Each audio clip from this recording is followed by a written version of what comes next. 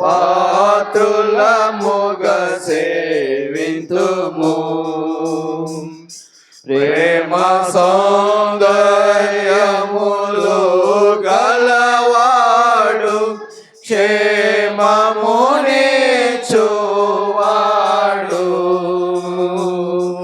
ప్రేమ సౌందర్యములు గలవాడు, క్షేమమునిచ్చువాడు.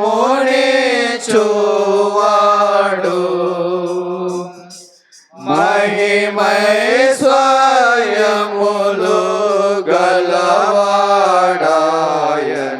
మహిని పొగడెదము. మహిమైశ్వర్యములు గలవాడాయనే మహిని పొగడెదము. స్తోత్రము స్తోత్రములు ఇంతవరకు కాచే. స్తోత్రము స్తోత్రములు ఇంతవరకు కాచే. పాత్రులముగా సేవింతుము. పాత్రులముగా సేవింతుము. మనకెన్నో వాగ్దానములిచ్చే మనమను భావించితిమి. మనకెన్నో వాగ్దానములిచ్చే మనమను భావించితిమి. ఘనత మహిమా ప్రభావము ప్రభునకే. హల్లెలూయా ఆమేన్. ఘనత మహిమా ప్రభావము ప్రభునకే. హల్లెలూయా ఆమేన్. స్తోత్రము స్తోత్రములు ఇంతవరకు కాచే. స్తోత్రము స్తోత్రములు ఇంతవరకు కాచే. పాత్రులముగా సేవింతుము. పాత్రులముగా సేవింతుము. కూర్చోండి.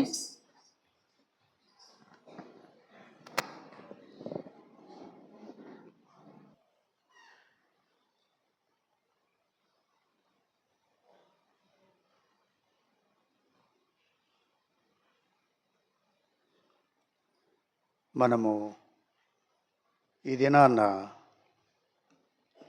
కూడి రావడానికి గల కారణం ఏంటంటే,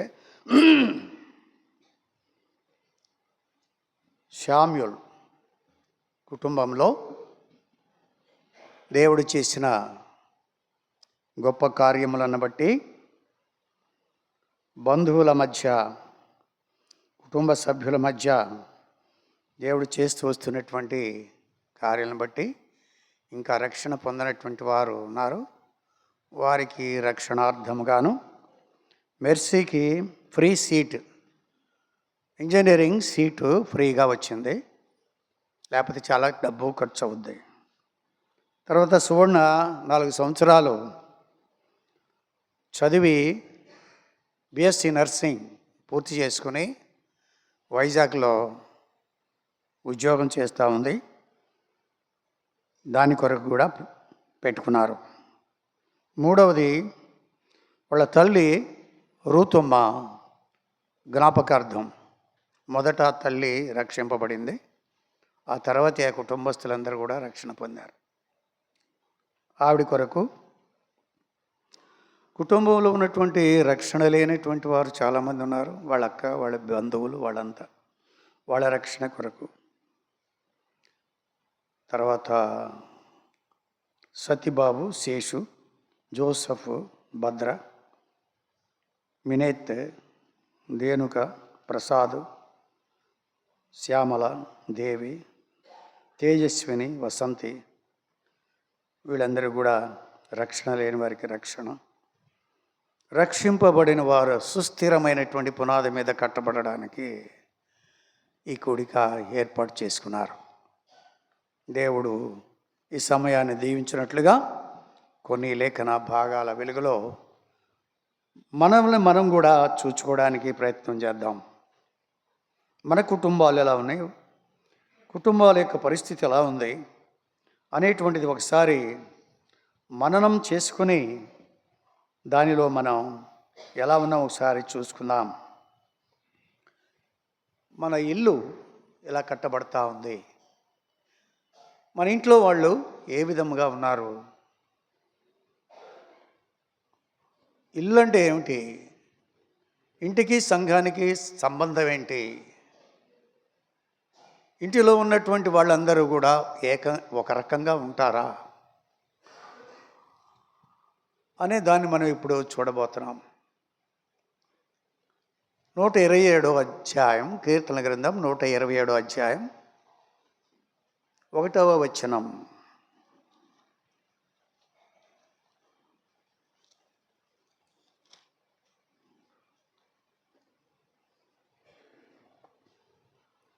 అందరం కలిసి చదువుకుందాం.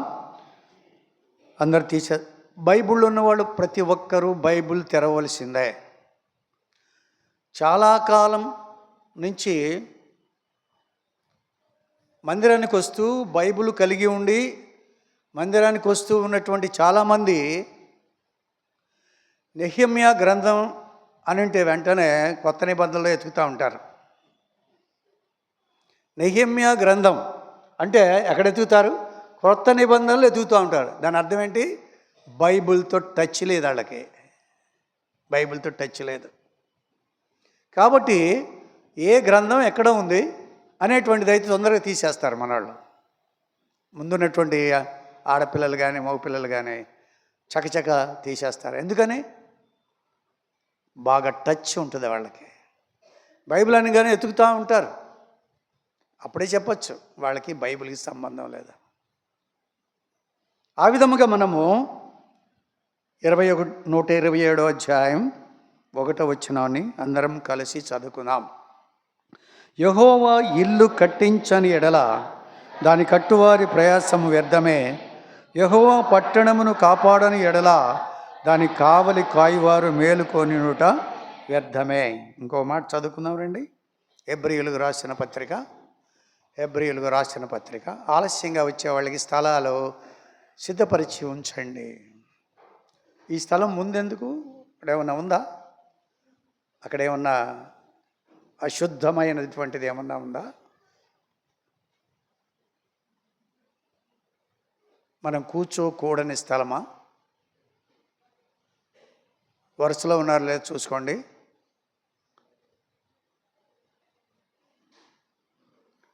హెబ్రీయులకు రాసిన పత్రిక 3వ అధ్యాయం 1 నుండి 6 వరకు చదువుకుందాం. 1 నుండి 6 వరకు మార్చి చదువుకుందాం. ఇందువలన పరలోక సంబంధమైన పిలుపులో పాలు పొందిన పరిశుద్ధ సహోదరులారా, మనం ఒప్పుకునే దానికి అపోస్తలుడను ప్రధాన యాజకుడునైన యేసు మీద లక్ష్యముంచుడి.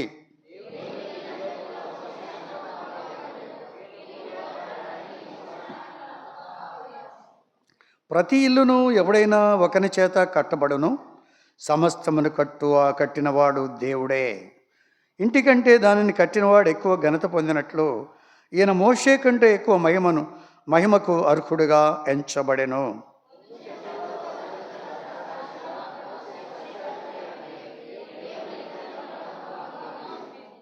అయితే క్రీస్తు కుమారుడై ఉండి ఆయన ఇంటి మీద నమ్మకంగా ఉన్నాడు.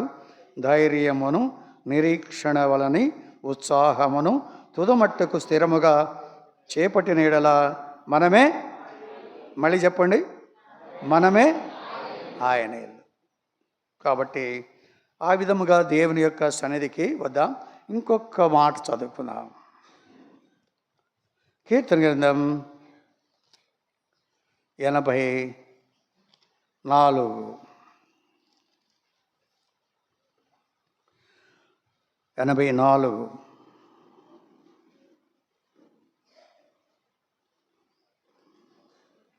10వ వచనాన్ని అందరం కలిసి చదువుకుందాం.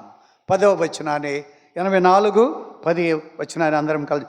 నీ ఆవరణములో ఒక దినము గడుపుట 1000 దినముల కంటే శ్రేష్టము. భక్తిహీనుల గుడారములో నివసించుట కంటే నా దేవుని మందిర ద్వారమునొద్ద ఉండుట నాకు ఇష్టము. ప్రార్థన చేసుకుందాం.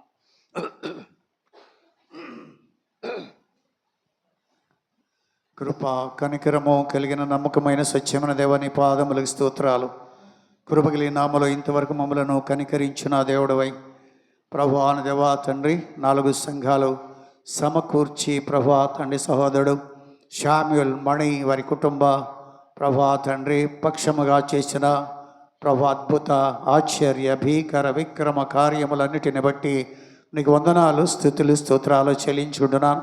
కృతజ్ఞతార్పణలు చెల్లించడానికి విరిగి నలిగిన హృదయముతో ప్రభా నీకు బలులు అర్పించడానికి ప్రభానుదేవా తండ్రి ప్రభానుదేవ మేమందరము కలిసి ఆయనతో ఏకీభవించి నిన్ను గణపరచడానికి మాకు ఇచ్చిన మంచి సమయాన్ని బట్టి కూడా వందనాలు చెల్లిస్తూ అల్పుడనైనటువంటి నన్ను జ్ఞాపకం చేసుకొని ప్రభా మట్టితో చేయబడినటువంటి నన్ను కూడా జ్ఞాపకం చేసుకొని నీ మహిమైశ్వర్యాన్ని ప్రభు ఉంచిన దేవుడివై ప్రభా వ్యర్థమైన మాట ఉచ్చరించకుండా ఉపయుక్తమైనటువంటిది ప్రభానుగా నీకు మహిమకరమైనటువంటిది ప్రజలకు క్షేమాభివృద్ధిని కలిగించేది మాత్రమే వచించడానికి కృప దయచేసి పెట్టమని నన్ను నా యొక్క సమస్తము నీ చేతిలో పెట్టుకుంటూ యేసు ప్రభు ధన్యక నామలో స్తుతించి ప్రార్థించి వేడుకుంటున్నాను పరమ తండ్రి.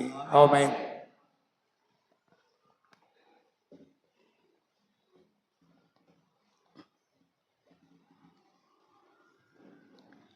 యెహోవా ఇల్లు కట్టించని ఎడల దాని కట్టువారి ప్రయాసము వ్యర్థమే.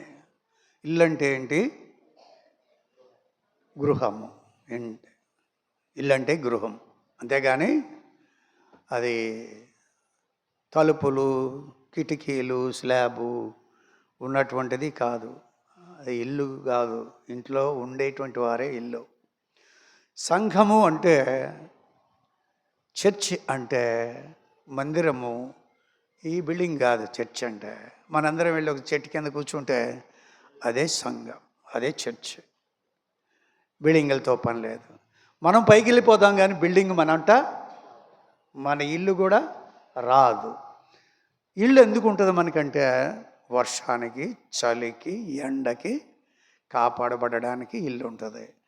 పూర్వం అయితే ఇల్లు లేవు, కట్టుకునేవాళ్ళు కాదు. చెట్టు తొర్రల్లోనూ కొండ గుహల్లోనూ ఏదో ఆకుల మధ్య తలదాచుకునేటువంటి వాళ్ళే కానీ ఇల్లు ఒకటి కట్టుకోవాలన్నటువంటి ఇది లేదు. ఆ తర్వాత ఇల్లు కట్టుకోవడం వచ్చింది. ఏది ఏమైనా ఇక్కడ మనం చూసినట్లయితే యెహోవా ఇల్లు కట్టించని ఎడల, యెహోవా ఇంటిలో వారిని అభివృద్ధి చేయకపోతే, ఇంట్లో వారిని ఆశీర్వదించకపోతే, ఇంట్లో వారిని హెచ్చించకపోతే మన ప్రయాసము కేవలము వ్యర్థమే. అంత ప్రయాసపడు కేవలము వ్యర్థమే. కాబట్టి మనం ఈ స్థితిలో ఉన్నామంటే ఈనాడు దేవుని కృప తప్ప మన శక్తి, మన సామర్థ్యము, మన యొక్క ప్రయాసము, మన కష్టము, మన తెలివితేటలతో ఆర్జించినది ఏమీ ఇక్కడ మనకి లేదు. కాబట్టి దేవుడే సమస్తమును సమకూర్చేది. ఇల్లు కట్టుతాం. ఇల్లు మామూలుగా బిల్డింగ్ కట్టేటువంటిది. ఒక్కొక్క మన దారిని పోతూ ఉంటే, మనము దారిని వెళుతూ ఉంటే ఒక పునాదులు వేసి ఉంటుంది, ఆగిపోయింది ఇల్లు. పునాది వరకే వేశారు, ఆగిపోయింది. ఇంకా కట్టడానికి స్తోమత లేదేమో. చాలామంది జీవితాలు పునాదిలోనే ఆగిపోయేటట్లుగా ఉన్నాయి. రక్షణ పొందారు, బాప్తిసం తీసుకున్నారు, అన్నీ చేశారు, కానీ అక్కడే ఉన్నారు, కట్టబడటం లేదు. ఎదగట్లేదు. నిర్మలమైన వాక్యమును పాల వలన రక్షణ విషయములో ఎదుగు నిమిత్తము ఆ పాలను అపేక్షించుడి. వాక్యం కోసం పరుగులు తీయడం, మందిరం కోసం ఉరకలు పెట్టడం అనేసి గుర్రకలు పెడుతున్నారు ఇంట్లో. ఏటా రాలేదంటే నిద్రపోతున్నాడు. దేవుని మందిరం అంటే ఏంటో, మందిరములో దొరికేదేంటో, మందిరం యొక్క ప్రాశస్యం ఏంటో, మందిరం యొక్క గొప్పతనం ఏంటో మనకి తెలియకపోతే నిర్లక్ష్యంగా, అలక్ష్యంగా, సోమరితనంతో, అశ్రద్ధగా ఉండేటువంటి వారంగా ఉంటాం. మందిరము, the importance of the house of God we must know. దేవుని యొక్క మందిరం యొక్క ప్రాధాన్యతను మనం గుర్తించకపోతే ఈ ఆఖరి దినాల్లో, ఈ సంవత్సరం అంతా మనల్ని కాపాడి భద్రపరిచిన దేవుడు మనకు ఒక హెచ్చరిక ఇస్తున్నాడు. ఈ దినాన్ని చూడకుండా చాలామంది మరణించారు. వాళ్ళంతా పాపాత్ములను, నువ్వు మంచివాడివి, నీతిమంతుడు అని కాక ఆయన ఉచితమైన కృపను బట్టి మాత్రమే చచ్చిపోయిన వాళ్ళు మనకంటే మంచోళ్ళు అయి ఉండవచ్చు. మనము బాగా ఉన్నామంటే అది నా సామర్థ్యం, నేనంటే ఏంటనుకుంటున్నారు అనేటువంటిది ఉంటే మట్టి మట్టి మట్టి మట్టి కలుస్తుంది. ఇందాక పాట ఉంది, ఇందాక పాటలో ఒక వచ్చాం చాలా బాగా నచ్చింది నాకు ఆ మాట.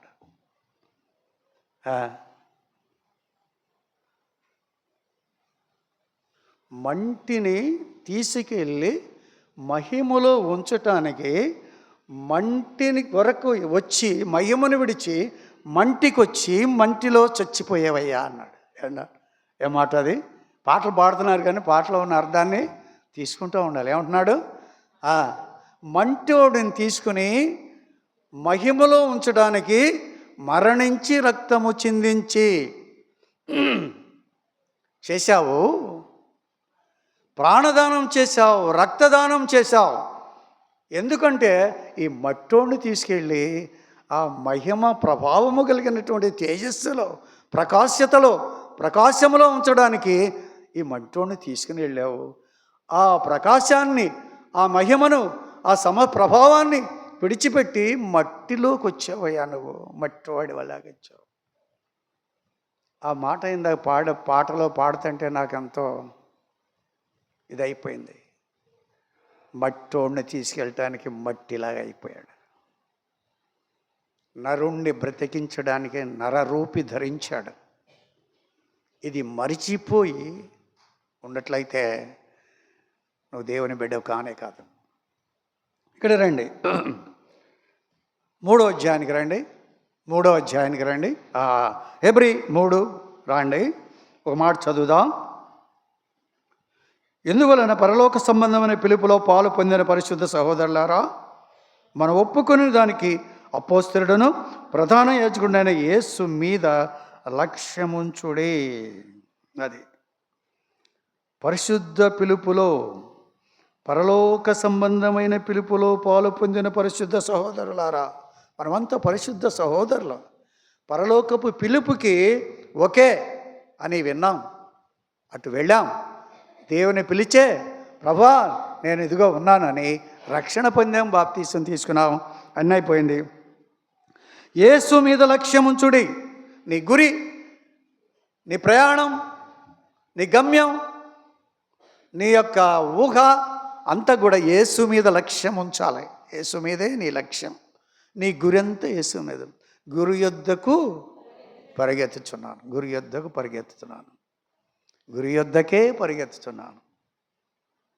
కాబట్టి మనం వీటన్నిటిని కూడా విడిచిపెట్టి గురిని చూస్తూ మనం అక్కడికి వెళ్ళాల్సినటువంటి పరిస్థితి ఉంది.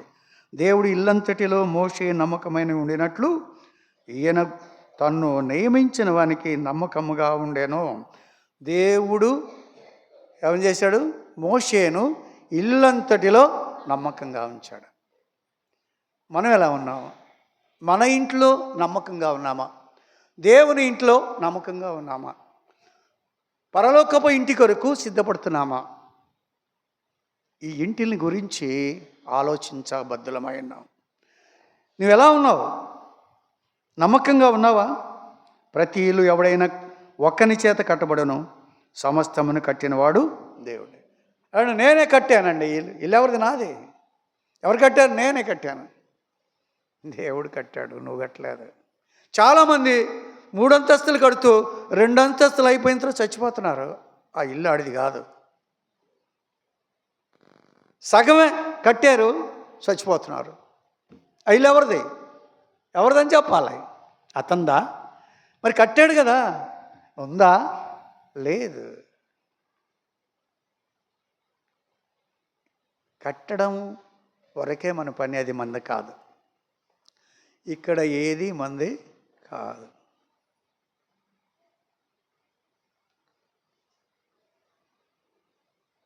లోకమును విడచి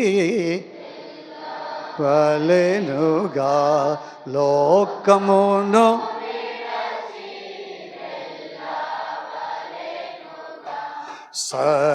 సర్వమిచ్చటనే విడువా వలెల్, విడువా వలెల్.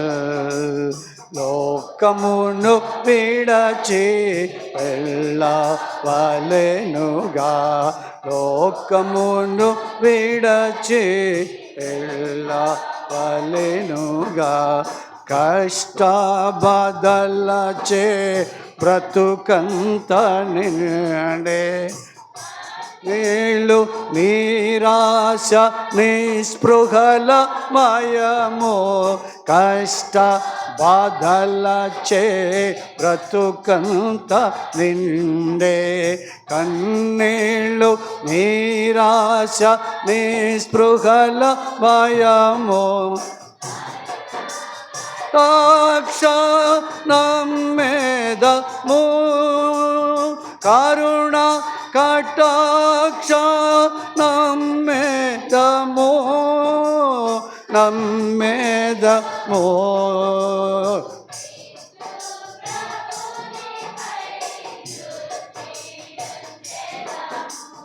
యేసు ప్రభునిపై దృష్టి నుంచేదము, లోకమును విడచి వెళ్ళవలెనుగా,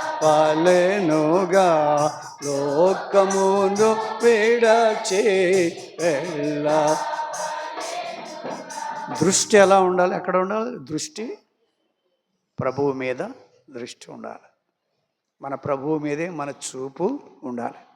మన దృష్టి దాని మీద ఉండాలి. మన లక్ష్యం ఆయనే ఉండాలి. మన గురి ఆయనే ఉండాలి. మన హోప్, మన నిరీక్షణ ఆయనయ్యే ఉండాలి. ఏది ఏమైనా, ఏ పరిస్థితులు వచ్చినా ఆయన్ని విడిచిపెట్టకూడదు. ఆయన పాదాలని విడిచిపెట్టకూడదు. చూడండి ఇక్కడ అంటున్నాడు దేవుడే, సమస్తమును కట్టివాడు దేవుడే, ఇంటికంటే దాన్ని కట్టినవాడు ఎక్కువ ఘనత పొందినట్లు ఈయన మోషే కంటే ఎక్కువ మహిమకు అర్హుడుగా ఎంచబడను. ఇద్దరిని చూపించాడు. ఇక్కడ ఇద్దరిని చూపించాడు. ఇల్లు కట్టేవాడిని ఇద్దరిని చూపించాడు. ఒకటి మోషే. మోషే ఇల్లంతటిలో నమ్మకమైనవాడు, ప్రభువు సంఘమంతటికి నమ్మకమైనవాడు, దేవుని ఇంటికి నమ్మకమైనవాడు. ఇద్దరిని ఒక నరుడు, ఒక దేవుడు. నరుడైన మోషే నమ్మకంగా ఉన్నాడు, దేవుడు కూడా ఇల్లంతటికి నమ్మకంగా ఉన్నాడు. చూడండి, ఇంకా ముందు చెప్పబో సంగతులను సాక్ష్యార్థముగా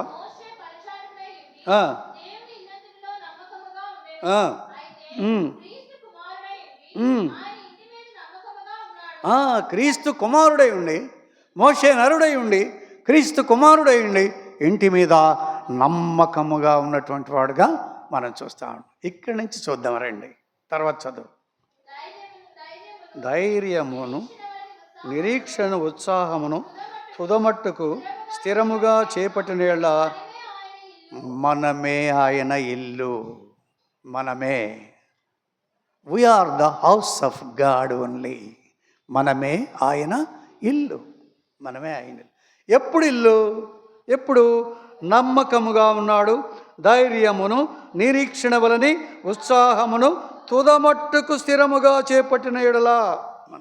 తుదమట్టుకు ధైర్యముగా, ఉత్సాహముగా, తుదమట్టుకు అంతము వరకు చేపట్టినటువంటి వాడవైతే ఆయనే ఇల్లు, మనం ఆయనే ఇల్లే. ఆయన మనలో నివసిస్తాడు, మనము ఆయనలో నివసిస్తాం. మనమే ఆయన ఇల్లు. ఎప్పుడు ఎప్పుడు ధైర్యమును నిరీక్షణ వలని ఉత్సాహమును తుదమట్టుకు స్థిరముగా చేపట్టిన ఎడల చేత్తో పట్టుకుని వెళ్ళిపోతూ ఉన్నట్లయితే, మంచి పోరాటము పోరాడి తిని నా పరుగు కడముట్టించి తిని విశ్వాసమును కాపాడుకొంటిని అని ధైర్యముగా ముసలితనములో చెప్పగలిగిన పౌలు వంటి వాడు ఎవడైనా ఉన్నాడా? అలాగా చెప్పాలా? అందుకని అంటున్నాడు ఇక్కడ 3 విషయాలు క్లుప్తంగా చూద్దాం. 3 విషయాలు క్లుప్తంగా చూద్దాం. 1, ఇంటి మీద నమ్మకముగా ఉన్నాం. 1 నమ్మకము,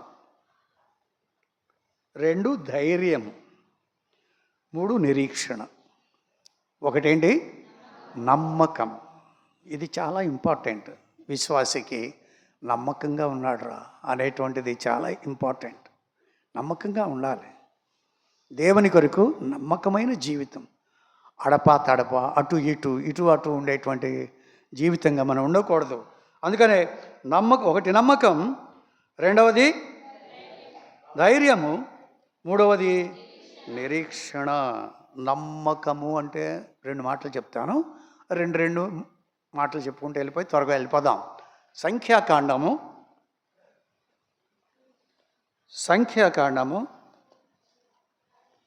12:7 అతడు నా ఇల్లంతటిలో నమ్మకమైన వాడు, నేను గూఢభావముతో కాదు దర్శనమిచ్చి ముఖాముఖిగా అతనితో మాట్లాడుదును. అతడు యెహోవా స్వరూపమును నిదానించి చూచును. కాబట్టి నా సేవకుడైన మోషేకు విరోధముగా మాట్లాడుటకు మీరేలా భయపడలేదు అని. నా సేవకుడైనటువంటి మోషేకు విరోధంగా ఎందుకు మాట్లాడారు? మాట్లాడేటప్పుడు ఎందుకు భయపడలేదు మీరు? అయ్యో, ఈయన దేవుని సేవకుడు, దేవుని పరిచారకుడు, ఈయనతో మాట్లాడేటప్పుడు ఒళ్ళు దగ్గర పెట్టుకు మాట్లాడాలి అని మీరు ఎందుకు అనుకోలేదు? వాళ్ళ అక్క వాళ్ళ అన్న ఇద్దరు కలిసి మోషే మీద తిరగబడ్డారు. కుటుంబమే. ఆ ఇల్లు ఎలా ఉందో చూడండి. కుటుంబం, ఒక కుటుంబంలో వాళ్ళే. ఎవరు? అహరోను, మిర్యాము, మోషే. ఇలా 3 కుటుంబం. మోషేని ఎలా చక్కగా చూసుకుంది. మిరియం లేకపోతే మోషే ఉంటాడా? ఉండడు కదా. అలా చూసుకున్న వాళ్ళు ఒక మాట అంటున్నారు. 12:1 మోషే కూషు దేశపు స్త్రీని పెళ్లి చేసుకొని ఉండెను గనుక అతడు పెళ్లి చేసుకునిన ఆ స్త్రీని బట్టి మిర్యాము అహరోనులు విరోధముగా మాట్లాడరు. మంచిదే కదా. మరి కూషు దేశస్తురాలని, ఇతర దేశంలో ఉన్నటువంటి వాళ్ళని, అన్యుల్ని పెళ్లి చేసుకున్నాడు మోషే. పెళ్లి చేసుకున్నప్పుడు వాళ్ళిద్దరు బాధపడాలి కదా. బాధపడాలా వద్దా? బాధపడాలి. కానీ అది నీ పని కాదు. అక్క అవ్వచ్చు, అన్నం అవ్వచ్చు.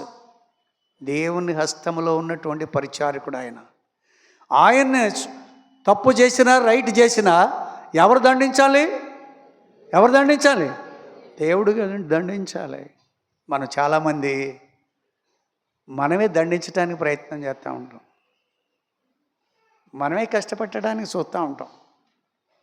మనమే కక్ష తీర్చుకోవడానికి చూస్తూ ఉంటాం. తీర్పు తీర్చేవాడు ఒకడు ఉన్నాడు. మత్తయి 7:1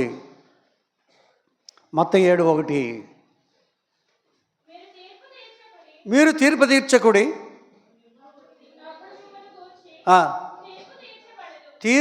మీరు తీర్చకపోతే మిమ్మల్ని గురించి తీర్పు తీర్చబడదు ఆ, ఆ, ఆ. మీరు కొలుచు కొలత చొప్పుననే మీరు కొలవబడతారు. మీరు ఏదైతే కొలత కొలుస్తారో ఆ కొలతతో కొలవబడతారు. మీరు ఏ తీర్పు తీరుస్తారో అదే తీర్పు తీరుస్తారు. తర్వాత నీ కంటిలో దూలం పెట్టుకొని ఆ, అది మన కంట్లో దూలం ఉంటుంది, మన సహోదరుడి కంట్లో నలుసు ఉంటుంది.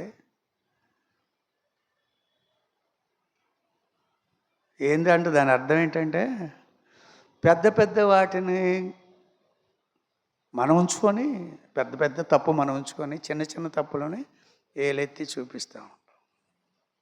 ఏలెత్తి ఎవరు చూపించాలి?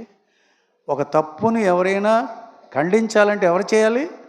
దేవుడు చేయాల్సిందే. ఇది నీ పని కాదు. అది దేవుడా నీ వల్ల కావట్లే తీర్పు తీర్చడం, కాబట్టి నువ్వు పక్కకులే, నీ సింహాసనం మీద నేను కూర్చుంటా, నేను కూర్చుని తీర్పు తీరుస్తా, నీకు చేత కావట్లేదు అని చెప్పినట్లు అన్నమాట. నువ్వు తీర్పు తీరిస్తే నీ పని కాదు. కాబట్టి మనము తీర్పు తీర్చకూడదు. ఇప్పుడు ఎవరు తీరుస్తున్నారు? మోషే మీద అన్న అక్క ఇద్దరు తీర్పు తీర్చారు. దేవుడు అంటున్నాడు, నా సేవకుడైనటువంటి 8లో అతడు నా ఇల్లంతటిలో దర్శనమిచ్చి నమ్మకమైన వాడు, నేను గూఢభావముతో కాదు దర్శనమిచ్చి ముఖాముఖిగా అతనితో మాట్లాడుదును. అతడు యెహోవా స్వరూపమున నిదానించి చూచును.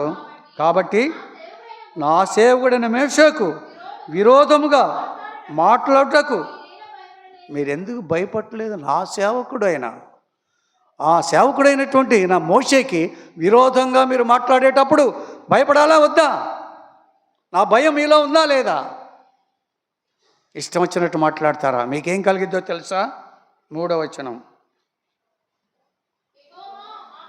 ఆ మాట వినను మోషే భూమి మీద ఉన్న వారందరిలో మిక్కిలి ఏం చెప్పాడు? ఎన్ని చెప్పాడు ఇప్పుడు ఆయన గురించి? నమ్మకమైన వాడు, సాత్వికుడు. సాత్వికుడు అంటే ఎన్నన్నాను దులుపుకొని పోతాడు. మోషేని అరణ్య మార్గములో వెళ్ళేటప్పుడు 24 లక్షల మంది మోషేని ఎంత పీడించి ఎంత బాధ పెట్టారో. మోషే కాబట్టి తట్టుకున్నాడు, కానీ ఇంకోడైతే ఊరేసుకుని చచ్చిపోయాడు. అంత బాధ పెట్టారు.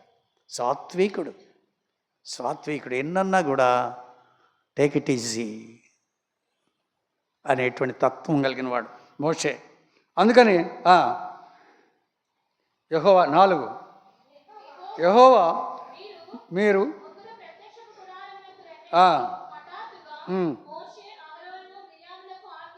అది మీరు ముగ్గురు ప్రత్యక్ష గుడారం దగ్గర రండి. మోషే, అహరోను, మిరియాము, మీ ముగ్గురు ప్రత్యక్ష గుడారం రండి. నేను ఎంఏఓగా పనిచేసేటప్పుడు ఒక ఆయన, నేను వెళ్ళే వరకల్లా 2 గంటలకి బడి బెల్లగొట్టాలి. ఆయన 2:30 గంటల దాకా పడుకునే ఉన్నాడు. ఒక్కడే టీచర్ పడుకుని ఉన్నాడు. పిల్లలంతా కేకలేసుకుంటూ ఆడుకుంటున్నారు. నన్ను చూసి ఎంఈఓ గారు వస్తున్నారు అని పరిగెత్తారు ఆయన దగ్గరికి. అప్పుడు చొక్కాయి తీసి నేలన మీద పరుచుకొని పండుకొని నిద్రపోతున్నాడు. నన్ను చూసి లేచి, ఏరా బెల్లగొట్టమని చెప్పానుగా, అప్పుడు కొట్టలేదా ఇంకా మీరు అన్నాడు. అప్పుడు అన్నాను, సారు మీరు ఆఫీస్కి రండి అన్న. ఎక్కడ రావాలి? రోలుగుంటలో ఉన్నటువంటి ఆఫీస్కి రండి, అక్కడ మీతో మాట్లాడాలన్న. తప్పు చేశాడు, ఆఫీస్కి రమ్మని. ఇప్పుడు వీళ్ళు తప్పు చేస్తే ఎక్కడికి రమ్మంటున్నాడు? ప్రత్యక్షపు గుడారం దగ్గరికి రండి మీరు ముగ్గురు. ప్రత్యక్ష గుడారం దగ్గరికి వచ్చారు. వచ్చిన తర్వాత ఏమైంది?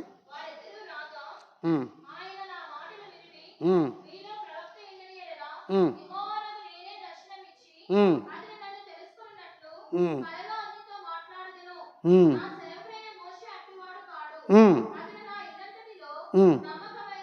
ఆ.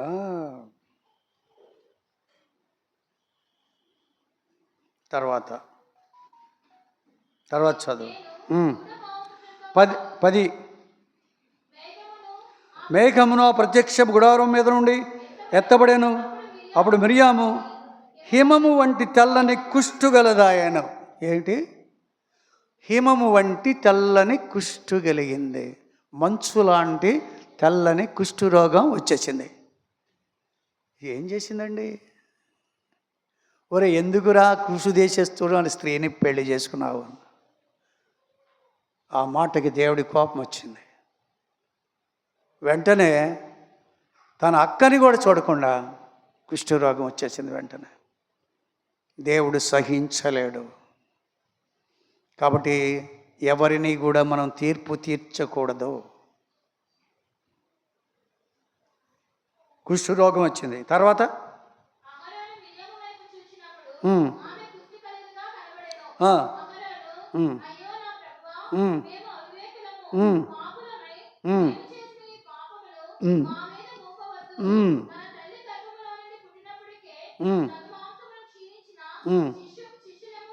శవము వలె ఆమెను ఉండనీయకమని మోషేతో చెప్పారు. అయ్యా, శవంలాగా అయిపోయింది, సగం కృషించినటువంటిదిగా ఉంది. కుష్ఠరోగం రావాలంటే 2-3 సంవత్సరాలు పట్టిద్ది. కుష్ఠరోగం రావాలంటే నిమిషాల మీద వచ్చేసింది. ఒక్క మాటతో నిమిషం మీదలోనే కుష్ఠరోగం వచ్చింది. యేసు ప్రభు కుష్ఠరోగం తీసేసారు. ఒక మాటతో కుష్ఠరోగం పోయింది. మాటలో శక్తి ఉన్నటువంటి దేవుడు ఆయన. తన మాటలో శక్తి ఉన్నటువంటి దేవుడు. మన దేవుడు సామాన్యమైన దేవుడు కాదు. తన మాటలో శక్తి ప్రభావము కలిగినటువంటి దేవుడు. అలాంటి దేవుణ్ణి మనం నమ్ముకున్నందుకు చాలా గర్వించవలసిన వారంగా ఉండాలి. నాకేమి, నా దేవుని బిడ్డని, నేను దేవుని బిడ్డని, నేను సామాన్యుడిని కదా. ఈ లోకంలో ఉన్నంతకాలం ఉంటా, పోతే అక్కడికి వెళ్తా. దేవుని బిడ్డని నేను అనేటువంటి నమ్మకంతో మనము ముందుకు వెళ్ళవలసినటువంటి వారముగా ఉంటాము. కాబట్టి మొట్టమొదటిది ఒకటి చూసాం. ఇంకా ఎక్కువ ఉన్నాయి కానీ మనకి టైం లేదు చూడటానికి. ఏం కావాలి? రెండవది, మొట్టమొదటి నమ్మకంగా ఉండాలి. రెండవది ధైర్యంగా ఉండాలి. ఒకడు యుద్ధానికి పోయాడంట. యుద్ధానికి వెళ్ళి అక్కడ యుద్ధంలో నుంచి పారిపోతున్నాడంట. వెనకాల ఉన్నవాడు ఆపి ఏట్రా అన్న, వాము ఆ యుద్ధం నేనే అక్కడ చేసేది, నేను చేయలేను, నేను పారిపోతున్నాడంట. పారిపోతుంటే, ఒరే నీ పేరేంటిరా అన్నాడండి. నా పేరు అలెగ్జాండర్ అన్నాడంట. అలెగ్జాండర్ అంటే ప్రపంచాన్ని జయించినోడు పేరు పెట్టుకున్నాడు. వీడు యుద్ధాన్ని చూసి పారిపోతున్నాడు అన్నాడంట. ఆపాడిని, ఒరే నీ పేరన్నా మార్చుకో, ఏం చేస్తావు? అలెగ్జాండర్ పేరుకి తగ్గవాడు కాదు నువ్వు. అలెగ్జాండర్ దేశాన్ని, ప్రపంచాన్ని గెలిచినోడు వాడు. ఆ పేరన్నా మార్చుకో, లేకపోతే యుద్ధం అన్నా చెయ్యి, ఏదన్నా ఒకటి చేయంటే నేను పేరు మార్చుకుంటానే వెళ్ళిపోయాడు. పేరు సువార్తమే. నోరు తెరిస్తే కంపు, సువార్తమే. అలా కాదు, మనం కట్టబడాలి. ఇంటిలో మనం ఏం చేయాలి? కట్టబడితే తప్ప మనము దేవునిలో ఉండలేం. అందుకని ఒక మాట చూద్దాం, ధైర్యం. రెండవ సమూయేలు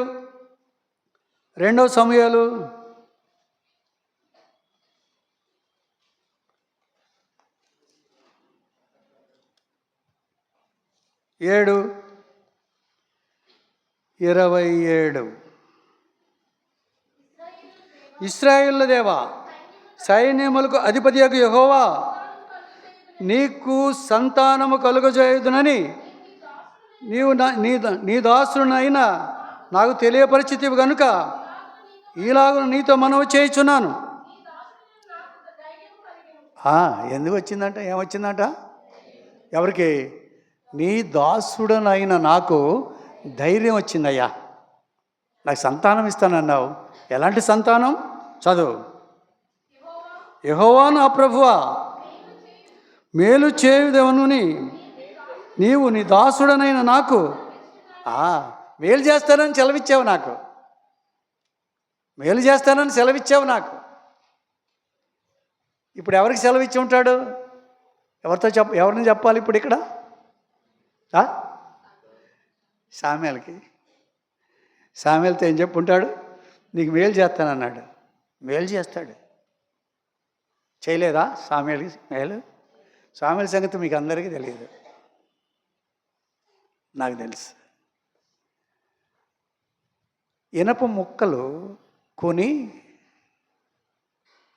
సైకిల్ వేసుకొని ఇనప ముక్కలు కొని వాటిని తీసుకొచ్చి అమ్మి మధ్యలో ఉన్న లాభంతో బతికేవాడు. అప్పుడు పెళ్ళయిందో లేదో తెలియదు. సైకిల్ వేసుకుని హోటల్లో పనిచేశాడు. హోటల్లో ఎందుకు పనిచేశాడు తెలుసా? అన్నీ తరిగేవాడు. అక్కడ ప్రాక్టీస్ ఇచ్చి ఇక్కడ దేవుడు అక్కడ ప్రాక్టీస్ ఇచ్చాడు. ఇప్పుడు ఇక్కడ ఆయనే తరిగేది, చకచక తరుగుతాడు, లేకపోతే తరగలేరు. పరిస్థితి అది. ఆ పరిస్థితిలో వచ్చినటువంటి వాడు. ఇంకోటి ఏంటంటే, వీళ్ళు ఉండేది చీడి గుమ్మలు కాదు, గుండుపాల. గుండుపాల వాళ్ళందరూ ఈ పనే చేస్తారు. గుండుపాల వాళ్ళందరూ ఈ పనే చేస్తారు. అప్పుడు ఆయన ఆ పనే చేశాడు. ఆ చిన్నటువంటి పరిస్థితిలో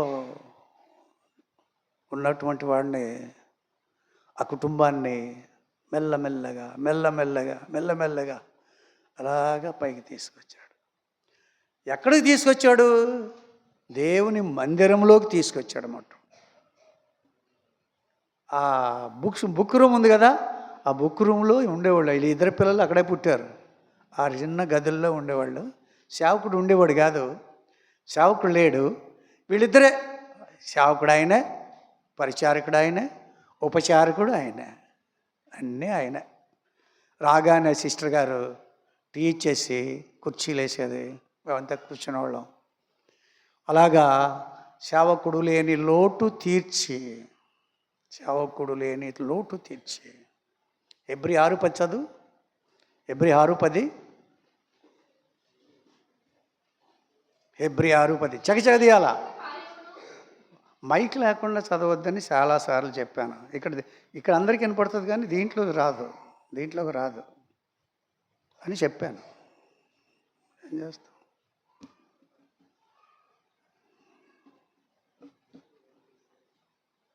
చదవండి.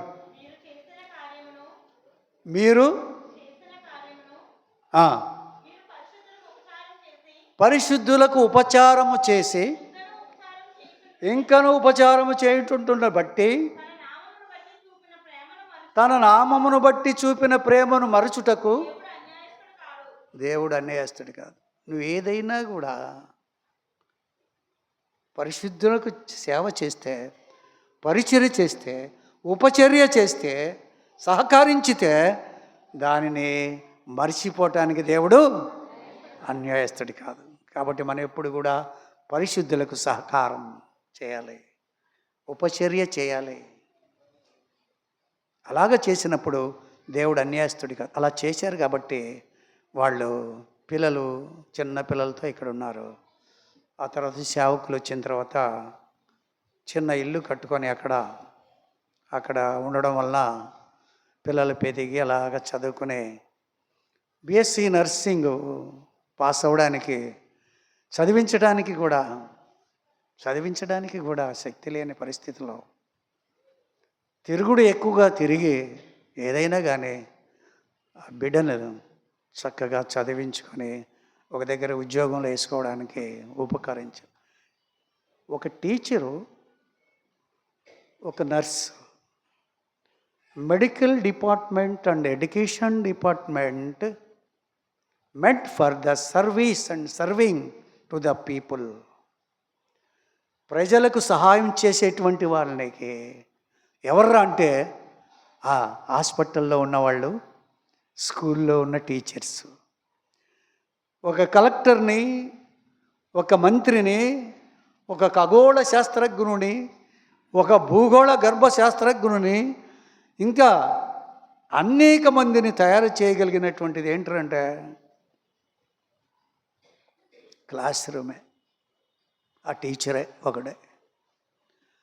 అందుకని అంటారు, the fate of the country lies in between the 4 walls of the classroom. దేశం యొక్క భవిష్యత్తు క్లాస్ రూమ్ 4 గోడల మధ్య ఉంది, టీచర్ దగ్గర ఉంది. రెండవది, ఎట్టి పరిస్థితిలోనైనా చూడగలిగింది నర్స్. ఏ పరిస్థితిలోనైనా.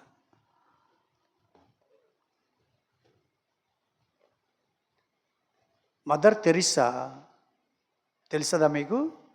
ఆవిడ నర్స్ పనిచేసేది.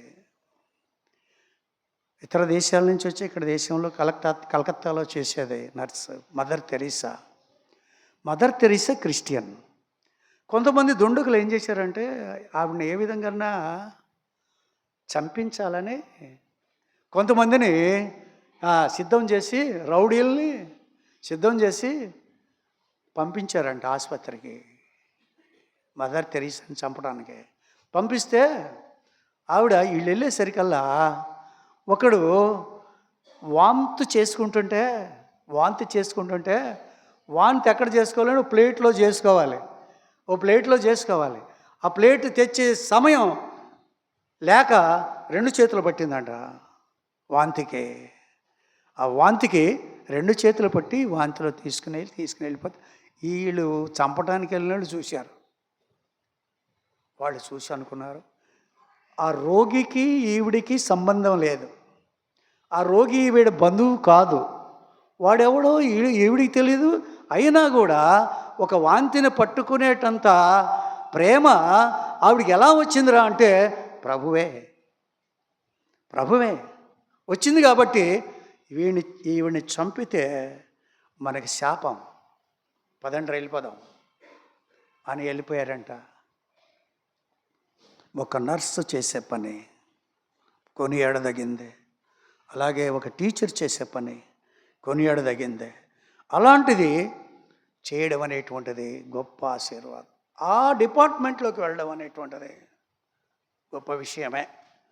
కాబట్టి మనం కోరుకునేది ఏంటంటే ప్రజలకు ఎవరికైనా ఏదైనా మేలు చేస్తే దాన్ని మరిచిపోవడానికి దేవుడు అన్యాయస్తుడు కాదు, ఖచ్చితంగా ప్రతిఫలం ఇస్తాడు.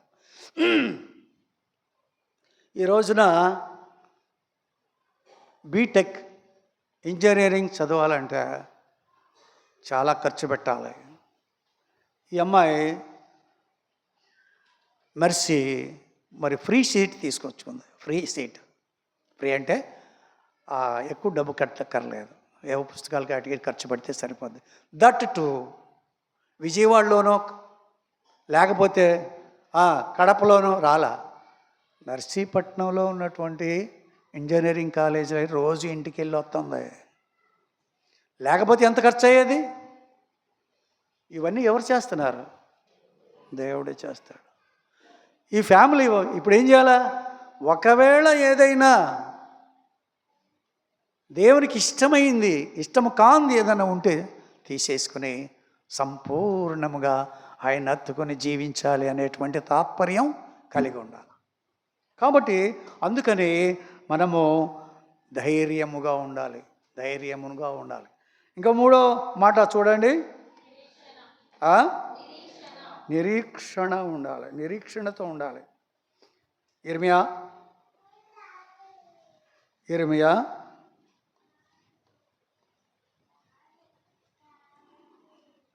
29:11 చదువు. నేను మిమ్మల్ని గూర్చి ఉద్దేశించిన సంగతులను నేను ఎరుగును, రాబో కాలమందు మీకు నిరీక్షణ కలుగునట్లుగా అవి సమాధానకరమైన ఉద్దేశములే కానీ హానికరమైన. రాబోయే దినాల్లో దేవుడు ఉద్దేశించిన సంగతులు ఈ కుటుంబం పక్షంగా సమాధానకరమైనటువంటి ఉద్దేశాలే కానీ హానికరమైనటువంటి ఉద్దేశములు కావు. ఇదే యెహోవా వాక్కు. మీరు నాకు మొర్ర పెట్టేదురేని, మీకు నాకు ప్రార్థన చేతురేని. ఇంట్లో ఉండాల్సిందేంటి? ఇంట్లో ఉండాలి, కుటుంబ ప్రార్థన ఉండాలి. కుటుంబ ప్రార్థన ఉదయకాలము సాయంకాలము పిల్లల్ని పెట్టుకొని కుటుంబ ప్రార్థన. ఈ రోజుల్లో ఎలా ఉంటాయంటే కుటుంబాలు ఈ రోజుల్లో ఉన్న కుటుంబాలు పగిలిపోయినాయి, బీటలు వారినాయి, బీటలు వచ్చేసినాయి. కుటుంబాల్లో బీటలు ఉన్నాయి, పగిలిపోయిన పరిస్థితి ఉంది. తండ్రి దారిని తండ్రి వెళ్తున్నాడు, తల్లి ఏమో మందిరానికి వస్తూ ఉంది, తండ్రి రావటలేదు, పిల్లలు ఇష్టం వచ్చినట్లుగా వాళ్ళు పోతున్నారు. 3 రకాలుగా పగిలిపోయినటువంటి పరిస్థితి కుటుంబం ఉంటా ఉంది. ఎందుకంటే దైవ భయం లేదు. దానికి సరి చేసుకోవాలంటే ఏం చేయాలి? ప్రార్థన తప్ప మన దేన్ని కూడా మన శక్తి చాలదు, మన యుక్తి చాలదు, మన మేధస్సు చాలదు. ఏది కూడా ప్రార్థన ద్వారా తప్ప మనం దేన్ని కూడా జయించలేం. అది ఆయుధంగా చెప్పాడు మనం. ప్రార్థన, వాక్యము. ప్రార్థన ఉండాలి, వాక్యం ఉండాలి. వాక్యం అంటే దేవుడు మనతో మాట్లాడడం, ప్రార్థన అంటే మనము దేవునితో మాట్లాడడం. ఈ రెండిటి లేవు మన దగ్గర, ఈ రెండు లేవు. ప్రార్థన కూడికంటే 10 మంది వస్తారు, బైబిల్ స్టడీ అంటే 10 మంది వస్తారు. ఎందుకని? ఈ రెండు మన దగ్గర లేవు. ఈ రెండు ఉన్న వాళ్ళే ఆస్తిపరులు. ఆస్తిపరులు ఎవరంటే ఈ రెండు ఉన్న వాళ్ళే నిజమైన ఆస్తిపరులు. ఈ రెండు మన దగ్గర లేవు. ప్రార్థన అంటే ఎవరికో ప్రార్థన చేసుకుంటారు వాళ్ళు, మనం కాదులే. నీ ఇంట్లో ప్రార్థన ఉండాలి. ఇక్కడ చెప్తున్నాడు, నీ కుటుంబం వర్ధిల్లాలంటే, ఆశీర్వదింపబడాలంటే, దీవించబడాలంటే, మంచు వలె పైనుండి ఆశీర్వాదం నీ కుటుంబం మీద రావాలంటే నీ ఇంట్లో ఉండాలి, ప్రార్థన ఉండాలి. తర్వాత చదువు. మీరు నన్ను వెదకని ఎడల పూర్ణ మనస్సును గూర్చి విచారణ చేయునేని కనుగొందురు.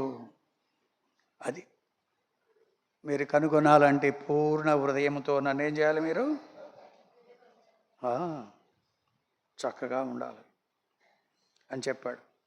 కాబట్టి ఇది నిరీక్షణ ఉండాలి, నిరీక్షణ కలిగి ఉండాలి. 1 నమ్మకం, 2 ధైర్యము, 3 నిరీక్షణ కలిగి ఉండాలి.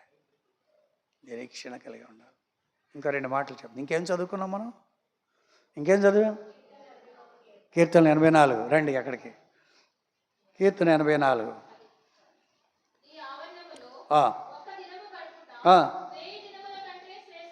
అది ఇక్కడ 2 చూపించాడు.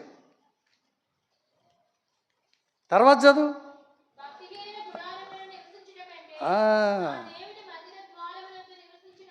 దేవుని మందిరము భక్తిహీనుల గుడారము 2 చూపించాడు. దేవుని మందిరంలో ఉంటే ఒక దినము గడుపుట 1000 దినముల కంటే శ్రేష్ఠ. 1000 దినాలంటే 3 సంవత్సరాలు. ఒక దినము దేవుని మందిరంలో గడిపితే 3 సంవత్సరాలు ఉన్నట్టు. భక్తిహీనుల గుడారములో నివసించుట కంటే.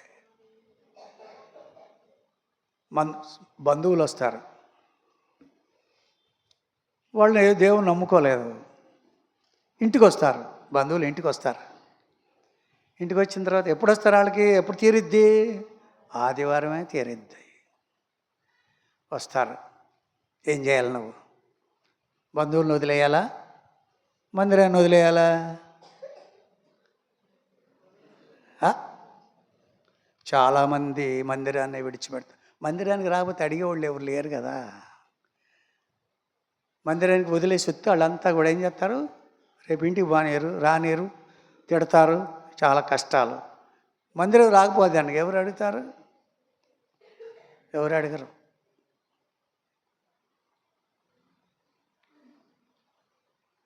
ఏం చేయాలి? వాళ్ళకి కావలసిన బియ్యం మిగిలినవన్నీ కూడా ఇచ్చి వండుకుని తినండి, లేకపోతే మాతో రండి, మేము మాత్రం ఇక్కడ ఉండటానికి వీల్లేదు. అలా చెప్పి ఒకసారి వస్తే చిచ్చి ఆదివారం వీళ్ళ ఇంటికి రాకూడదు, వచ్చినా వీళ్ళు ఉండరు. కాబట్టి ఆదివారం మాత్రం వీళ్ళ ఇంటికి పోకూడదు అని వాళ్ళకి బుద్ధి వస్తుంది. అప్పుడు రాకూడదు. నువ్వు వాళ్ళతో కలిసావు అనుకో, మనం వెళ్ళగానే అయిపోద్దిలే, అక్క మంచిదే, అది మంచిది కాదు.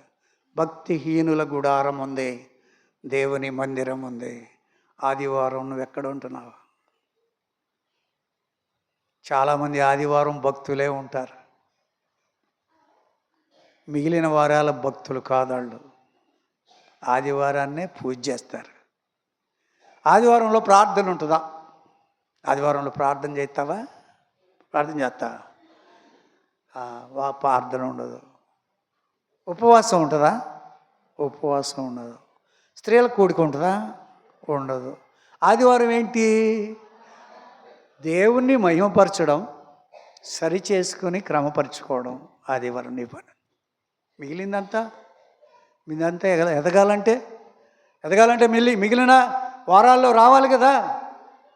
బైబిల్ స్టడీ, ప్రార్థన ఇవన్నీ ఉండాలి, స్త్రీల కూడికలు ఉండాలి కదా. మరి అవి వదిలేస్తావా? ఈ సంవత్సరం నుంచి అయినా ప్రభువా, ఈ సంవత్సరం అంతా వేస్ట్ చేశాను, ఈ నూతన సంవత్సరం 2025 సంవత్సరంలో నుంచి ప్రార్థనకి, బైబిల్ స్టడీకి వెళ్ళిపోయేటట్లుగా నన్ను సిద్ధపరచు నాయనా అని ప్రార్థన చేసుకొని ఒప్పుకొని సిద్ధపడి దాన్ని జరిగించడానికి సిద్ధం కావాలి. ఒకటి ఇక్కడ రెండేం చెప్పాడు? భక్తిహీనుల గుడారంలో నివసించుటకండి, నా దేవుని మందిర ద్వారమునొద్ద నీకు ఉండుట ఇష్టం. ద్వారమునొద్ద ఎవరు ఉంటారండి? ద్వారం దగ్గర ఎవరు ఉంటారు? వాచ్మెన్ ఉంటుంది, వాచ్మెన్ ఉంటాడు, వాచ్మెన్. అదే కాదు, ద్వారం దగ్గర కాళ్ళు తుడుచుకునేటువంటి డోర్ మ్యాట్ ఉంటుంది. అందరూ దాని మీదగా వెళ్ళి వచ్చినా కూడా ఏమైనా కానీ నేను అలా ఉండటానికి ఇష్టపడుతున్నాను, నేను అలా ఉండటానికి ఇష్టపడుతున్నాను. విమానంలో ఒక ఆవిడ విమానం నడుపుతుందంట. విమానంలో కానీ విశ్వాసి చూసి అనుకున్నాడంట, స్త్రీలు కూడా విమానం నడుపుతున్నారు, గొప్ప విషయమే అది అనుకుని వచ్చాడంట. ఆవిడ దిగి విమానం అక్కడ పెట్టేసి హైదరాబాద్లో హెబ్రోన్కి వచ్చేసిందంట. ఈయన కూడా హెబ్రోన్కి వచ్చాడు విమానంలో.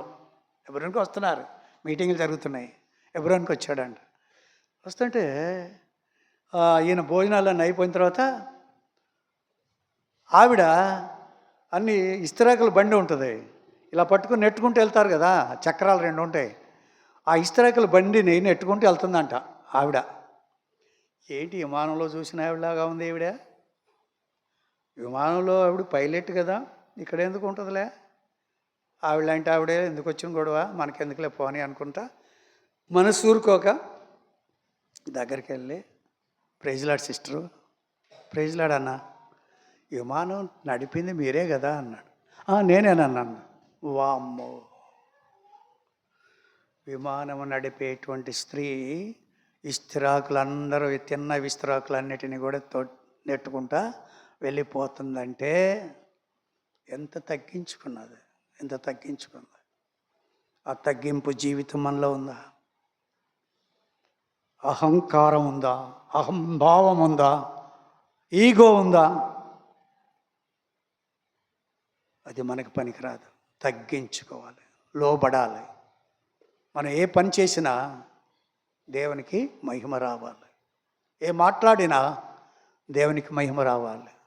మిరియాము ఆహారంలో మాట్లాడితే కుష్ఠరోగం వచ్చింది. మనం అలా ఉండకూడదు. కాబట్టి జాగ్రత్తగా ఉండాలి. దేవునికి ఎన్ని మాటలు ఉన్నాయో చూడండి. ఒకటో వచనంలో సైన్యములకు అధిపతికి యెహోవా ఏమన్నాడు? సైన్యములకు అధిపతివగు యెహోవా. రెండవ వచనం 3వ లైను, జీవము కలిగిన దేవా. సైన్యములకు అధిపతి అయిన యెహోవా ఒకటి, రెండోది జీవము కలిగిన దేవా. 9వ వచనంలో మా కేడెమా ఏమన్నాడు? మా కేడెమా. 11వ వచనంలో సూర్యుడును కేడెమునై ఉన్నాడు. సూర్యుడు, కేడెము, జీవము గల దేవుడు అని అంటున్నాడు. కాబట్టి వీళ్ళ కోసం 5వ వచనం చదువుదాం. నీ వలన బలమునందు మనుష్యులు ధన్యులు, యాత్ర చేయు మార్గం వారికి. ఆయన వలన బలము పొందేటువంటి మనుష్యులు ధన్యులు. బలం అంటే మనం హార్లిక్స్, బూస్ట్ వాటి వలన వచ్చే బలమా? అవునా? కాదు. ఎలా వస్తుంది బలం? ఎలా వస్తుంది బలము? ఎలా వస్తుంది? వాక్యము, ప్రార్థన. వాక్యము, ప్రార్థన. వాక్యము, ప్రార్థన వలన బలం వస్తుంది. కానీ ఈ బలము పొందు వాళ్ళు ఎందుకు బలం అంటే యాత్ర చేయాలి కాబట్టి. యాత్ర చేయు మార్గములు ప్రియములు. నన్ను నడవమంటే ఎంతసేపు నడుపుతాను? ఎంతకాలం నాకు ఇష్టంగా ఉంటుందా? ప్రియంగా ఉంటుందా? నడుపుతుంటే కొంతకాలం నడిచిన తర్వాత ఆయాసపడిపోతాను, నడవలేకపోతాను. బలం ఎక్కడి నుంచి రావాలి? ఎక్కడి నుంచి రావాలి బలం? ప్రభువు దగ్గర నుంచి రావాలి. చూడండి, ఎఫెసీ 6:1. ఎఫెసీ 6:1.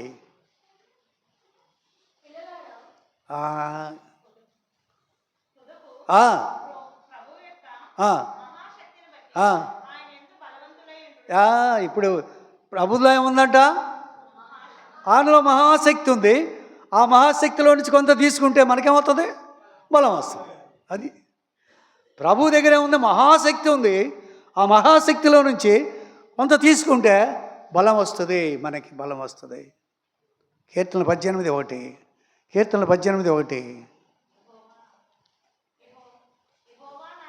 యెహోవా నా బలమా, యెహోవా నా బలమా, నేను ప్రేమిస్తున్నాను. ఎందుకు వచ్చిందంట బలం?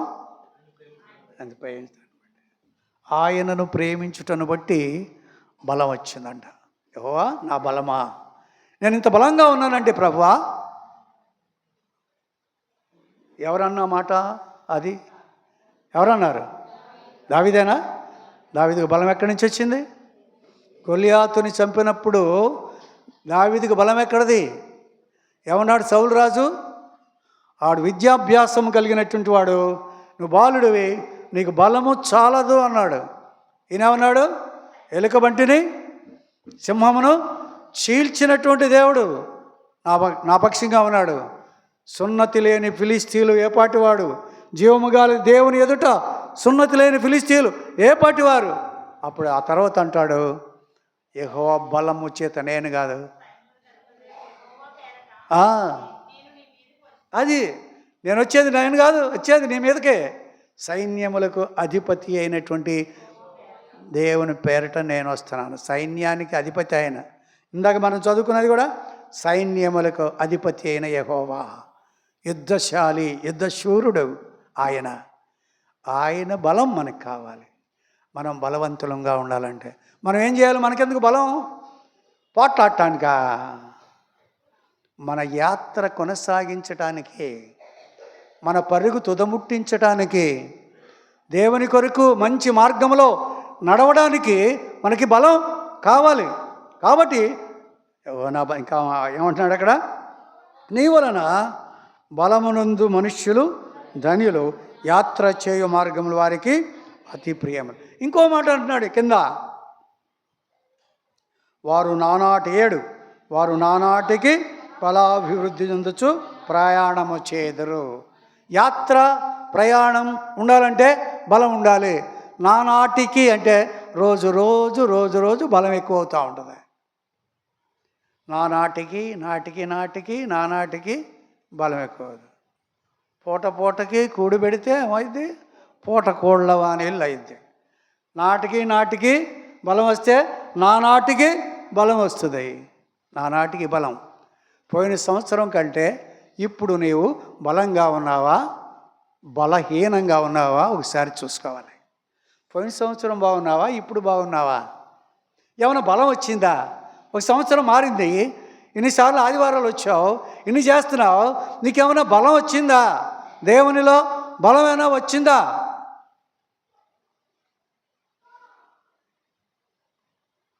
కొలస్సీ 3:1 చూడు. కొలస్సి ఆ, ఇంకొకటి ఫిలిప్పి కాదు,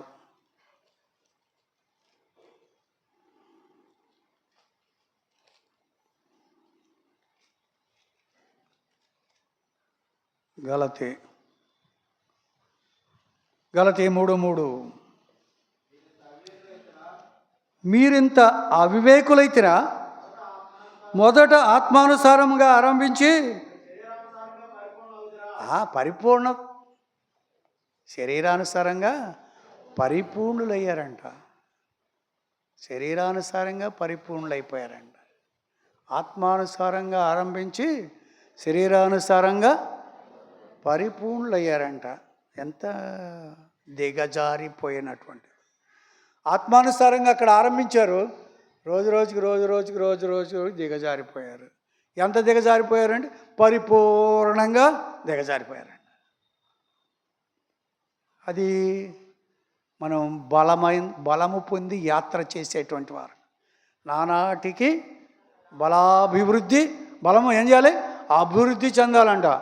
నానాటికి బలాభివృద్ధి చెందిన వారమై ప్రయాణం చేయాలంట. మన ప్రయాణం అది. ఒకరోజు అయిపోతూ ఉంటుంది.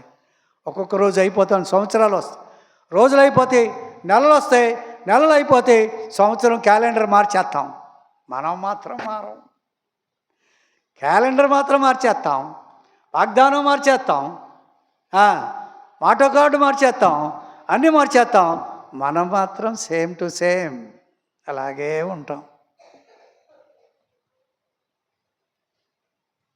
అదిగా దేవుడు కోరేది. కాబట్టి మనము నానాటికి బలాభివృద్ధి చెందవలసినటువంటి వారముగా ఉంటా ఉన్నాం. చూడండి 11లో 2వ భాగం. యెహోవా కృపయు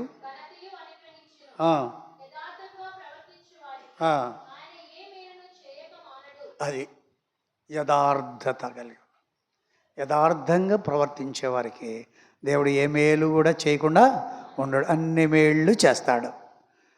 యథార్థంగా ఉండాలి, నమ్మకంగా ఉండాలి, ధైర్యంగా ఉండాలి, నిరీక్షణ కలిగి ఉండాలి, నమ్మకంగా యథార్థంగా ఉండాలి, బలాభివృద్ధి చెందాలి, దేవునిలో ఎదుగుతూ ఉండాలి, దేవుని కొరకు ప్రయాసపడాలి, సమర్పణ జీవితం కలిగి ఉండాలి, కృతజ్ఞత భావం కలిగి ఉండాలి.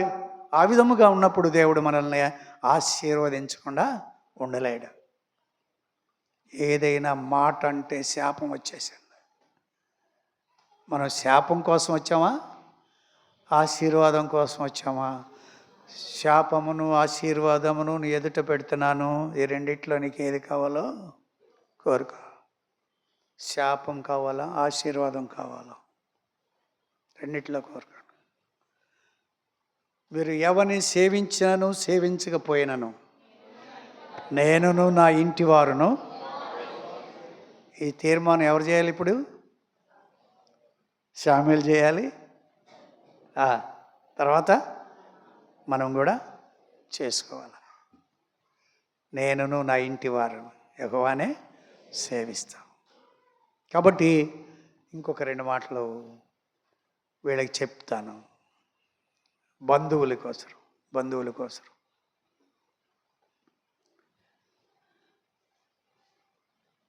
యేసు ప్రభు అంటే ఎవరో దేవుడు, ఇంగ్లీష్ వాళ్ళ దేవుడు, లేకపోతే ఏదో దేవుడు, మనకెందుకు, మన దేవుడు కాదు, మన దేశం కాదు అనే తాత్పర్యం చాలామందికి ఉంటుంది. సూర్యుడు ఏ దేశస్థుడు? సూర్యుడు ఏ దేశస్థుడు? సూర్యుడిని చేసిన దేవుడు ఏ దేశస్థుడు? దేశం లేదు.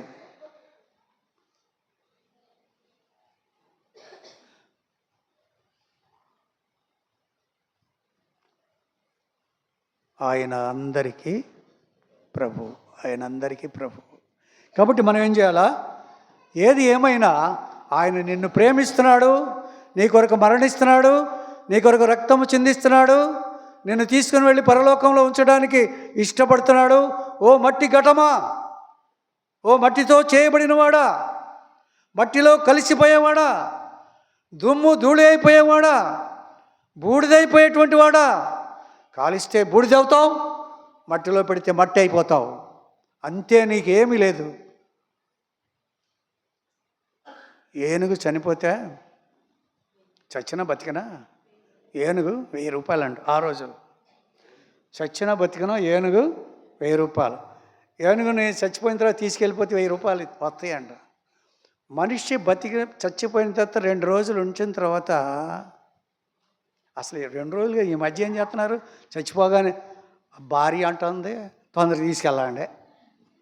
భార్య 50 సంవత్సరాలు కాపురం చేసింది ఆయనతోటి, అంటదే తొందరగా తీసుకెళ్ళండి ఆలస్యం. పక్కింటి వాళ్ళు భోజనం వండుకోలేదండి. పక్కింటి వాళ్ళు భోజనం వండుకోకపోతే నీకేమి అంటే లాగే చేయాలా? నువ్వు మాట్లాడకుండా ఉండు, వాళ్ళే తీసేస్తారు. నీ మాట కాదు. భార్యకి భర్తకి ఉన్న బంధం, సంబంధం, అనుబంధం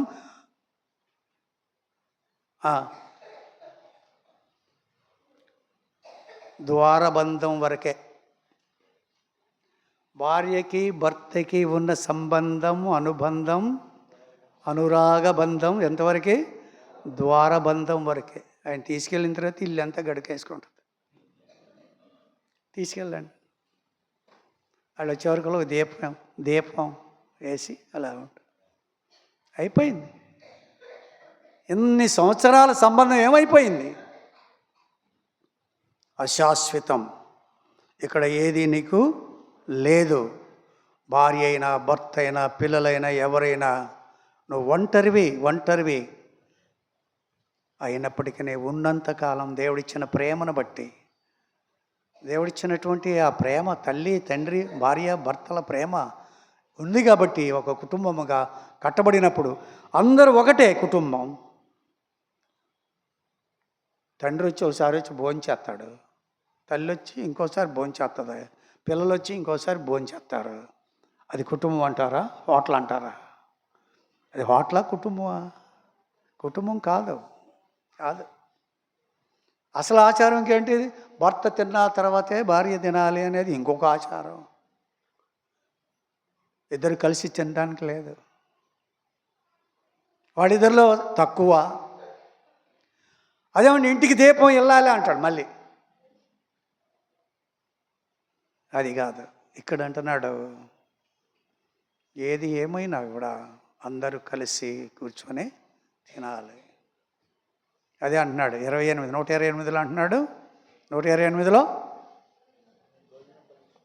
నీ భోజనపు బల్ల చుట్టూ నీ పిల్లలు ఒలీవ మొక్కల వలె ఉండాలి. భోజనం బల్ల చుట్టూ అందరూ ఉండాలి. ఒకసారి ఒలీవ మొక్కలాగా ఉండాలి. అందరూ ఉండాలి. పిల్లలంతా ఉండాలి. నువ్వు నీ భార్య కూడా ఒకసారి భోంచేయాలి. అందరూ భోంచేయాలి.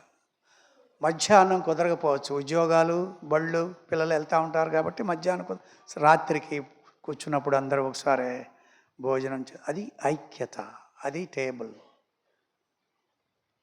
ఎవరికి వారు ఏమన్నా తీరే అనేటువంటి వాడుగా ఉంటారు చాలామంది.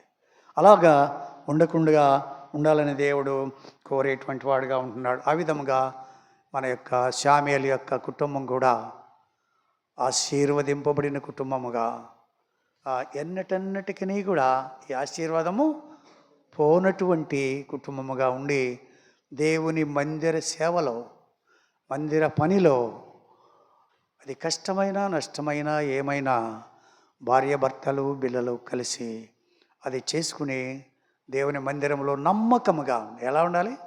నమ్మకంగా ఉండాలి, ధైర్యం కలిగి ఉండాలి, శుభప్రద నిరీక్షణ కలిగి ఉండాలి. అలా ఉన్నప్పుడు దేవుడు వాళ్ళ కుటుంబాన్ని ఆశీర్వదించాడు. ఒక సహోదరుడు, ఒక సహోదరి ప్రార్థన చేస్తారు.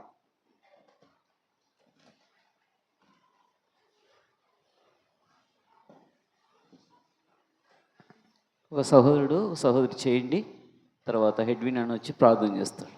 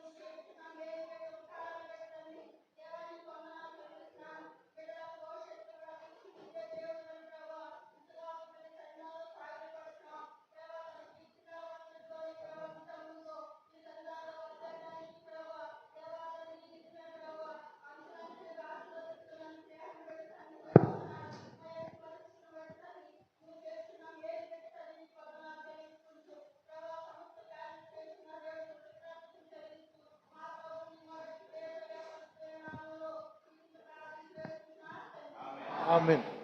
ప్రేమ నమ్మకుని మా ప్రియ పరలోక తండ్రి, నీకు బంగారు పవనకు వేలాది వందనములు ఉదాసు స్తోత్రములు చెల్లించుకుంటున్నాను. ఇదిగో దేవా, మరి నీ చిత్తం దయా సంకల్పం చొప్పున సహోదరుడు సామెల యొక్క జీవితంలో తను మీరు చేస్తూ వచ్చిన ప్రతి మేలుకే ఉపకారంకే వందనములు ఉదాసు స్తోత్రములు చెల్లించుకుంటున్నాను. ఇట్లు తండ్రి నీ దాసు ద్వారా ప్రభా మరి నామా మధ్యకు మరి తీసుకొచ్చిన లేఖన భవనకి వందనములు. ఇట్లా సామెల యొక్క గత జీవితంలో కూడా ప్రభా మరి నీ సన్నిధిని పస తోడుగా ఉంచుతూ వచ్చినారు. ఏ విధంగా అయితే ఆనాడు ఇశ్రాయేలు ప్రజలను నడిపిస్తూ వచ్చినారు, ఈనాటి కాలంలో కూడా ప్రభా మరి సోదరుడు సామెల యొక్క జీవితంలో తన్ని మీరు మేలు ఉపకారం చేసిన దేవుడుగా మీరు ఉంటూ వచ్చినందుకే స్తుతిస్తూ కొనియాడుతున్నారు. ఇట్లా ప్రభా కుటుంబాన్ని మీరు ఏ విధంగా కట్టుతూ వచ్చినారు, ప్రభావాన్ని ఏ విధంగా మీరు వారిని ఆత్మీయంగా నిలబెడుతూ వచ్చినారు, ప్రభా ఆర్థికంగా వారికి మరి ప్రభా మరి వారిని ముందుకు నడిపిస్తూ వచ్చినారు. ఇట్లా సమస్తమును తన వారి జీవితంలో మీరు మేలు ప్రభా మరి నేను మీరు కలిగేస్తూ వచ్చినందుకే స్తుతిస్తూ కొనియాడుతున్నాను. ఇట్లా తండ్రి ప్రభా సాధన యొక్క జీవితంలో మరి ప్రభా మరిన్ని ఆశ్చర్యకర అద్భుతకార్యములు కుటుంబ జీవితంలో ప్రభా పిల్లల జీవితంలో మీరు చేయడానికి సంసిద్ధంగా ఉన్న దేవుడుగా ఉన్నందుకై స్తుతిస్తూ కొనియాడుతున్నాను. ఇట్లు తండ్రి మా వద్దకు తేబడుచు లేఖన వారికి వందనములు ప్రభా మరి నాయన నమ్మకము ధైర్యముగా నిరీక్షణ కలిగి ఉండమని ప్రభా నీ మాటలు మాతో మీరు మాడుతూ వచ్చినందుకే స్తుతిస్తూ కొనియాడుతున్నాను. చివరిగా ప్రభా 4వ అధ్యాయం కీర్తన 10వ వచనం ప్రకారం ప్రభా భక్తిహీనుల యొక్క గుడారం మీద నివసించుట కంటే నా దేవుని మందిరం యొక్క ద్వారమందు నివసించుట నాకు ఎంతో ఇష్టము అని ప్రభా ఆనాడు కీర్తనకారుడు యొక్క దావీదు యొక్క మాటలు కూడా మీరు మాకు జ్ఞాపకం చేస్తూ వచ్చినందుకే స్తుతిస్తూ కొనియాడుతున్నాను. అనేకమైన హెచ్చరికలు ప్రభా నీ దాసు ద్వారా మేము పొందుకోవడానికి ఇచ్చిన కృపను బట్టి కూడా స్తుతిస్తూ కొనియాడుతున్నాను. ఇట్లా దేవా మా సమయాన్ని మీరు జ్ఞాపకం చేసుకున్నారు, దీనికి రాసుకుని మార్చినందుకే స్తుతిస్తూ కొనియాడుతున్నాను. ఇదిగో ప్రభావ మరి నాయన పెద్ద కుమార్తె మీరు జ్ఞాపకం చేసుకున్నాము ప్రభావ, చిన్న కుమార్తె విషయంలో తండ్రిని కృపను కనపరుస్తూ వచ్చినందుకే వందనములు. ఇట్లా ప్రభావ మరి తను చేస్తున్న నర్సింగ్లో ప్రభావ మేము సహాయపడుతున్నాము. మరి డ్యూటీస్ విషయంలో అయితే మీరు రాకపోకలేదు ప్రభావ మీరు తోడుగా ఉండము, కాచి కాపాడము, సహాయపడుతున్నామని ప్రార్థిస్తున్నాను. చిన్న కుమార్తె మెడిసి విషయంలో కృపద ఇచ్చేయం నాయన, రాకపోకలేదు మీరు తోడుగా ఉండము, చదువుతున్న చదువులో కూడా ప్రభావ నీ పనులకు సంబంధించిన జ్ఞానం అనుగ్రహించము. ఇట్లా తన జీవితం తన యొక్క భవిష్యత్తు విషయంలో ప్రభావ మీరే సహాయపడుతున్నామని ప్రార్థిస్తున్నాను. సావరణం ప్రేమించిన ఆటోను బట్టి కూడా వందనములు ప్రభావ, తన యొక్క జీవితంలో కూడా తను మీరు మేలుకై జ్ఞాపకం చేసుకుని కృప చూపించి సహాయపడుతున్నాము. ప్రతి ఆత్మీయకర ఆర్థికకర కుటుంబంలో మీరు తీర్చమని ప్రార్థిస్తున్నాను. ఇట్లా తండ్రి నీ దాసుని యొక్క రాకపోకలేదు మీరు తోడుగా ఉండము, దీవించి ఆశ్రయించము, కుటుంబాన్ని జ్ఞాపకం చేసుకొని ప్రార్థిస్తున్నాను. ఇట్లు ప్రభావ ఇట్లు నీ దాసుని కుటుంబాన్ని ప్రేమించి రాగులతో వచ్చిన మా పిల్లలందరిని బట్టి కూడా వందనములు. 4 సంఘం నుండి మరియు బంధుమిత్రులు రాగులతో వచ్చినారు, ప్రతి ఒక్కరిని పేరు పేరు జ్ఞాపకం చేసుకుని ప్రభావ రక్షింపబడిన వారు ఆత్మీయ ఎదినట్లు కృపద ఇచ్చేయం, రక్షణ లేని వారు తండ్రి ఈ దినమైన వారు రక్షణ పొందినట్లుగా సహాయం తెచ్చామని ప్రార్థిస్తున్నాను. మా ప్రియుల యొక్క ప్రతి ఆత్మీయకర ఆర్థిక తీర్చము, సకల సమృద్ధితో నింపుతున్నామని ప్రార్థిస్తున్నాను. ఇట్లా నీ దాసు కుటుంబాన్ని బట్టి వందనములు. ఇది ప్రభావ మరి నాయన మరి అక్కడ కుటుంబాన్ని బట్టి కూడా వందనం చెల్లించుకుంటూ ఉన్నాను. రానున్న మరి సంవత్సరాంత పరిచయలు కూడా సహాయపడుతున్నాము, నీ సన్నిధి ప్రస్తుతం మాకు తోడుగా ఉంచుతున్నామని మా ప్రభువును రక్షకున యేసుక్రీస్తు పరిశుద్ధమైన నామమున ప్రార్థన చేసి అడిగిపెడుకుంటున్నాను పరమ తండ్రి, ఆమేన్. మన తండ్రి అయిన దేవుని యొక్క పారమైన ప్రేమయు ఆయన కుమారుడైన యేసుక్రీస్తు వారి యొక్క కృపయు పరిశుద్ధాత్మ నేను సహవాసం ఇప్పుడు ఎల్లప్పుడూ లోకంలో చెదిరిపోయిన పరిశుద్ధులకును మనకును అలాగను సాములైన కుటుంబమునకు పిల్లలకును బంధువులకును రక్త అందరికీ కూడా సదాకాలం తోడండి కాపాడును గాక, ఆమేన్. ఒక్క నిమిషం కూర్చోండి. ఒక గమనిక, రేపు సాయంత్రం హెర్మోన్ వాళ్ళకి మాత్రమే సహోదరి బేబీ తెరిసా కృతజ్ఞత కూడిక పెట్టుకుంటున్నారు. రేపు సాయంత్రం హెర్మోన్ వాళ్ళంతా కూడా